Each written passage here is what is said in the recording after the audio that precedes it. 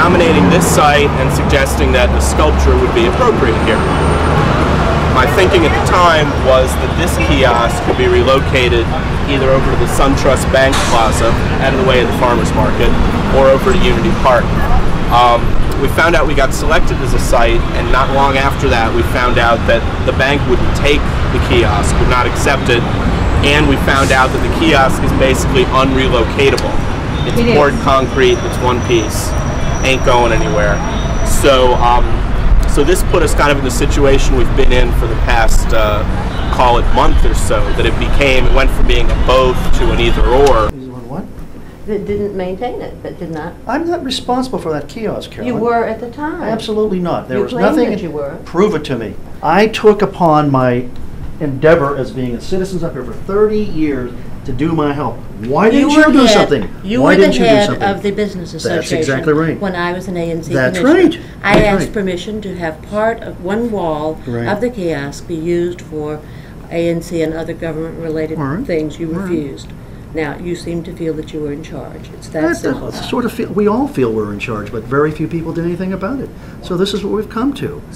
You know. What do you think of the kiosk the way it is now? Doing good. Oh, I think it's an eyesore. I think it's messy and unattractive. The problem is that it's almost entirely covered with, you know, those ghastly posters about nightclub events and concerts. That just cover the whole thing, and you know, how come they get to do that? It's simply a signboard, which could well be someplace else. Just from an efficiency standpoint, it bothers me to take a functioning structure and eliminate it. But if it's not serving its purpose, and if it's taking up a location that is not that is better used for another project, then regretfully, I say to go with the sculpture. I mean, look at this. This is very funny. Here's a car for sale, 1989 Chevy Corsica. Nobody's taken one of the numbers. Can you guess why right off the bat? Yeah. Why? Just right off the bat. Well, they made a typo here. Yeah, that's right. The amazing thing, it was like the broken windows theory. For about a week after we put the wood up and painted it, no one posted to it, because it looked nice. They were afraid to mar the purity of the reformed kiosk. And then once one or two people posted, it just went to hell. Okay, I mean, look, but I mean, in a way it does tell us, well, the thing is being used by people in the community. Yeah, but it also tells us that nobody's really that interested in either designer clothes, French lessons, weatherproofing service, or a 1989 Chevy Corsica. Now, what would be good is to find one of these things with all the little numbers ripped off. In fact, there's another one here, there's another one here, there's another one here. Not one single, not another one. Look, it's like overwhelming. Nobody. Oh, this is the Corsica again, and that's Lawrence. This is actually interesting. Yeah, you're right. You're right, Joe. Here we go. Well, here's Ronnie's weatherproofing service. Somebody's taken 3 of his things.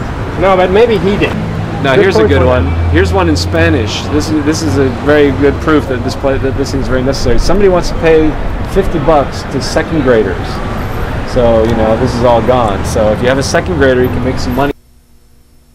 This isn't the best example, but like the Place de la Concorde in Paris, the obelisk that's in the center of that. Now, this is a good thing. That would be, you know what? That should be the monument. It should be a towed car.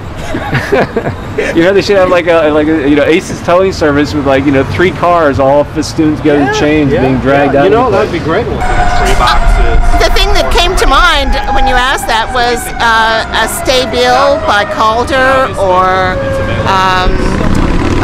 a Moore sculpture, as you'd see in the Hirshhorn, or